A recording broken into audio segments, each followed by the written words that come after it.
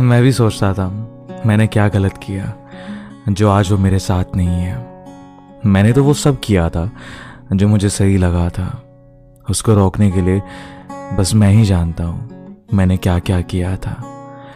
मैं उसको 1000 मैसेजेस कर देता था जब वो टाइम नहीं देती थी। पहले सब सही था, वो भी कॉल्स और मैसेजेस कर लेती थी, लेकिन पता नहीं फिर कैसे दिन बदलते गए, दिल बदलते गए और उसका टाइम भी बदल गया। अब जब मैं भी बात करने की कोशिश करता था ना, वो या तो इरिटेट हो जाती थी या मेरे मैसेजेस और कॉल्स का कोई रिप्लाई नहीं करती थी। And there starts my pain. And मैं बस रोने लगता था क्योंकि समझ नहीं आता था कुछ भी, बस उससे बात करनी होती थी।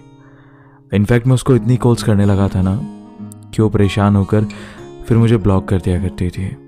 मेरे इतने कॉल्स करने के बाद, एंड बिलीव मी और नॉट, मुझे फिर से कॉल करने का मन करता था।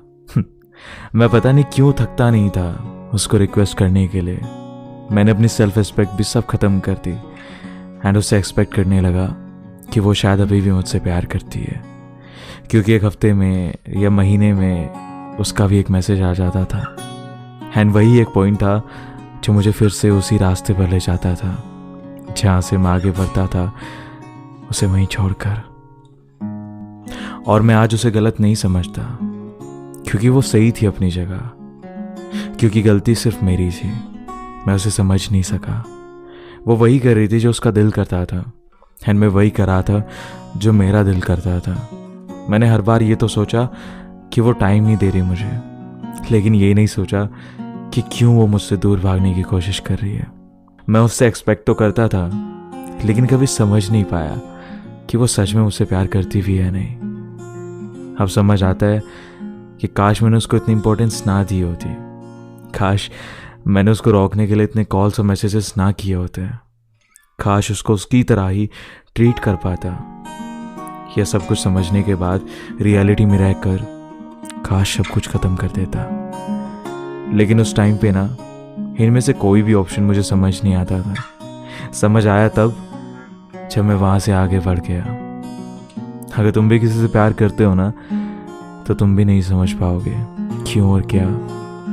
तुम भी शायद उलझे हो और उलझे ही रहोगे जब तक तुम उससे एक्सपेक्ट करते रहोगे। एक बार अगर उसको जाने दिया ना, तो तुम्हें समझ आ जाएगा कि वो तुम्हारा था या नहीं। और ये समझना बहुत ज़रूरी होता है, क्योंकि प्यार इतनी आसानी से नहीं मिलता, और अगर मिलता तो शायद प्यार की वैल्यू नहीं रहती। किसी को ज़्यादा फोर्स मत करो तुमसे प्यार करने के लिए। किसी से मत रिक्वेस्ट करो तुम्हें टाइम देने के लिए, क्योंकि जहाँ प्यार होता है ना, वहाँ ऐसे सवाल नहीं होते। जहाँ प्यार होता है ना, वहाँ किसी से कहना नहीं पड़ता कि तुम मुझसे बात करो। जहाँ प्यार होता है ना, वहाँ हर बात के लिए तुम्हें खुद को समझाना नहीं पड़ेगा। जहाँ प्यार होता है ना, वहाँ तुम्हें उससे किसी भी चीज़ के लिए रिक्वेस्ट नहीं करनी पड़ेगी।